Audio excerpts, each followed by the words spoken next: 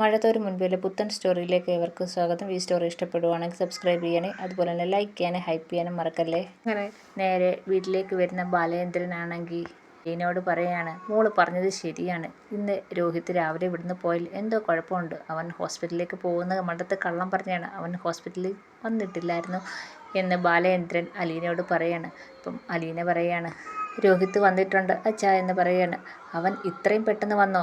അതിന് കോളേജ് വിട്ട് വരേണ്ട സമയമായില്ലല്ലോ, ഇതെന്തു പറ്റി? അവൻ ഇന്ന് നേരത്തെ വന്നേ എന്ന് ചോദിക്കുകയാണ്. അപ്പം അലീന പറയാണ്, അവൻ ഇന്ന് കോളേജിൽ പോയിട്ടില്ല എന്ന് തോന്നുന്നത്. അതെന്താ മോളെ അങ്ങനെ പറഞ്ഞത്?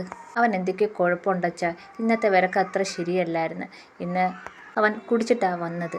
അപ്പം അത് ചോദ്യം ചെയ്ത കൃഷ്ണമോളോടും അവൻ ഭയങ്കരമായിട്ട് ദേഷിച്ച്, എന്തൊക്കെയോ കുഴപ്പമുണ്ട്, അത് ഉറപ്പാണ് അച്ഛാ, അവൻ കോളേജിൽ പോയിട്ടില്ലെന്നാണ് എനിക്ക് തോന്നുന്നത് എന്ന് പറയുകയാണ്. അപ്പോഴത്തേക്ക് ബാലേന്ദ്രൻ പറയാണ്, എന്നെങ്കിൽ എന്തൊക്കെയോ കുഴപ്പമുണ്ടല്ലോ, ഞാൻ അവരെ സാറിനെ ഒന്ന് വിളിച്ചു നോക്കട്ടെ. അപ്പോൾ സാറിൻ്റെ നമ്പർ എൻ്റെ കയ്യിലുണ്ട്, ഞാൻ ഒന്ന് വിളിച്ചു നോക്കുമ്പോൾ അറിയാലോ അവനിന്ന് കോളേജിൽ ചെന്നിട്ടുണ്ടോ ഇല്ലയോ എന്ന്. അങ്ങനെ സാറിനെ വിളിച്ചു നോക്കിയാണ് ബാലേന്ദ്രൻ. അപ്പം രോഹിത് എന്ന് കോളേജിൽ ചെന്നിട്ടില്ല എന്ന് പറയുകയാണ്. അപ്പം ബാലേന്ദ്രൻ ആകപ്പാടെ ഞെട്ടുന്നുണ്ട്. ബാലേന്ദ്രൻ വന്ന് അലീൻ്റെ അടുത്ത് പറയാണ്, മോള് പറഞ്ഞാൽ ശരിയാണ്, അവൻ ഇന്ന് കോളേജിൽ ചെന്നിട്ടില്ല. പിന്നെ അവൻ എവിടെ പോയതാണ്? രാവിലെ അമ്മയെ കാണണമെന്ന് പറഞ്ഞ് ഹോസ്പിറ്റലിലേക്ക് പോയതാണ്. ഹോസ്പിറ്റലിൽ അവൻ ചെന്നിട്ടില്ല, കോളേജിലും ചെന്നിട്ടില്ല. പിന്നെ അവൻ എവിടെ പോയതാണ്? അപ്പം അലീന പറയാണ്, ഞാൻ പറഞ്ഞില്ലേ അച്ഛാ, അവൻ എന്തോ കുഴപ്പമുണ്ട്. ആ ഹരിയുമായിട്ടുള്ള കൂട്ടുകെട്ട് അവനെ നശിപ്പിക്കും, അത് ഉറപ്പാണ്. അവനെ ഏതൊക്കെ ആപത്തിൽ കൊണ്ടുവന്ന് അവൻ ചാടിക്കുമെന്ന് നമുക്ക് പറയാൻ പറ്റത്തില്ല എന്ന് അലീന ബാലേന്ദ്രനോട് പറയുന്നുണ്ട്. അലീനയോട് ബാലേന്ദ്രൻ പറയാണ്, ഇതൊക്കെ ആരോട് പറയാൻ? അവനോട് പല വട്ടവും പറഞ്ഞതാണ് ഹരിയായിട്ടുള്ള കൂട്ടുകെട്ട് വിടാൻ, പക്ഷേ അവൻ കേൾക്കാൻ തയ്യാറില്ല. നമ്മളെന്തോ വലിയ കുറ്റം പറയുന്നത് പോലാണ് അവൻ്റെ ഒരു നടപ്പ് എന്ന് ബാലേന്ദ്രൻ പറയാണ്. അപ്പം അലീന പറയാണ്, അച്ഛാ, നമ്മൾ അങ്ങനെ പറഞ്ഞ രോഹിത്തെ കൈവിടല്ലേ, കാരണം രോഹിത്തിന് അത്ര വലിയ പ്രശ്നക്കാരനൊന്നുമല്ല. ആ ഹരിയുടെയുള്ള കൂട്ടുകെട്ടാണ് അവനെ കൂടുതലും നശിപ്പിക്കുന്നത്. അതില്ലാതാവുകയാണെങ്കിൽ അവൻ്റെ പ്രശ്നങ്ങളൊക്കെ മാറിക്കിട്ടുമെന്ന് അലീന പറയാണ്. പക്ഷേ ഇന്നത്തെ പോക്ക് അവൻ എന്തോ ഇറുക്കൊപ്പിച്ചതുപോലെ എനിക്ക് തോന്നിയെന്ന് അലീന പറയുകയാണ്. ഇത് കേൾക്കുമ്പോഴത്തേക്ക് ബാലേന്ദ്രൻ ഇങ്ങനെ സംശയിച്ചിരിക്കുകയാണ്. എന്തായാലും അച്ഛൻ ഇന്ന് അവനോട് സംസാരിക്കണം, എന്താണെന്ന് കാര്യമൊക്കെ അച്ഛൻ മനസ്സിലാക്കണം എന്ന് പറയാണ്. അപ്പോൾ ബാലേന്ദ്രൻ പറയാണ്, അത് ഞാൻ ഇന്ന് അവനോട് സംസാരിക്കുന്നുണ്ട്, എന്താണെന്ന് വെച്ചാൽ കാര്യം മനസ്സിലാക്കുക തന്നെ ചെയ്യും. അവൻ എവിടെ പോയെന്ന് നമുക്കറിയണമല്ലോ എന്ന് ബാലേന്ദ്രൻ പറയുന്നുണ്ട്. ഈ സമയത്ത് രോഹിത്താണെങ്കിൽ മുറിയിലാകപ്പാടെ ഭ്രാന്ത് പിടിച്ച അവസ്ഥയാണ്. ശരണ്യയുടെ മുഖം മാത്രമാണ് രോഹിത്തിൻ്റെ മനസ്സിൽ. ഇത്രയും ക്രൂരമായി പീഡിപ്പിക്കാൻ കൂട്ടുനിന്നതിൻ്റെ കുറ്റബോധം രോഹിത്തിനെ താങ്ങാൻ പറ്റുന്നില്ല. അങ്ങനെ ആകപ്പാടെ മാനസിക നിലത്തെറ്റി ഒരു ഭ്രാന്തനെ പോലെ രോഹിത്ത് എന്ത് ചെയ്യണമെന്നറിയാതെ ഇങ്ങനെ ഇരിക്കുകയാണ്. അപ്പോഴാണ് ബാലേന്ദ്രൻ മുകളിലേക്ക് കയറി വരുന്നത്.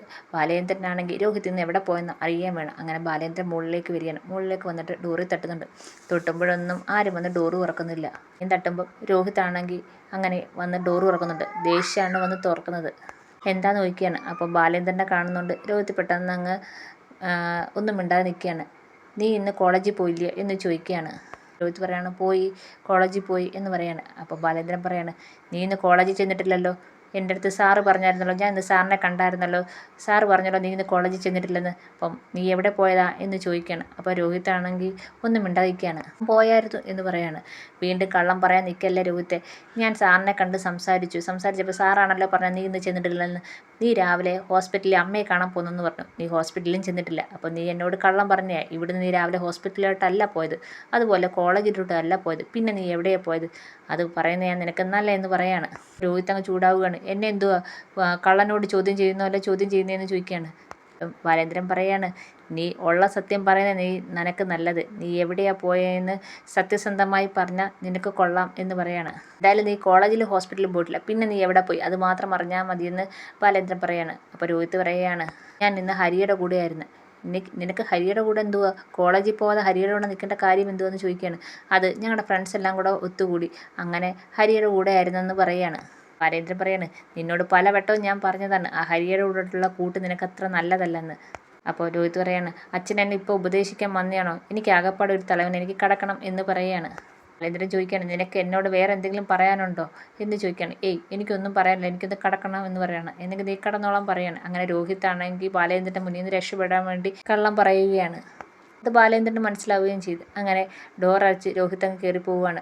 ഈ സമയത്ത് രോഹിത്തിനാണെങ്കിൽ ആകപ്പാടെ സങ്കടമൊക്കെ വരുന്നുണ്ട്. കാരണം അച്ഛന് മനസ്സിലായി ഹോസ്പിറ്റലിൽ ചെന്നിട്ടില്ല എന്നും അതുപോലെ കോളേജിൽ ചെന്നിട്ടില്ല എന്നും. അപ്പോൾ ഞാൻ എവിടെ പോയെന്നുള്ളൊരു ചോദ്യം അച്ഛന് നിന്നുണ്ടായല്ലോ, എൻ്റെ കള്ളത്തരങ്ങളൊക്കെ അച്ഛൻ കണ്ടുപിടിക്കുമോ എന്നുള്ളൊരു ടെൻഷനിലാണ് രോഹിത്. അപ്പോൾ ബാലേന്ദ്രന് ഇവൻ എന്തോ കുഴപ്പത്തിൽ ചെന്ന് ചാടിയിട്ടുണ്ടെന്ന് ഉറപ്പായിട്ടുണ്ട്. അങ്ങനെ രോഹിത്താണെങ്കിൽ മുറിയിൽ ഇങ്ങനെ വീണ്ടും അതൊക്കെ തന്നെ ഇങ്ങനെ ആലോചിച്ച് ആകപ്പാടെ ഭ്രാന്ത് പിടിച്ചിങ്ങനെ ഇരിക്കുകയാണ്.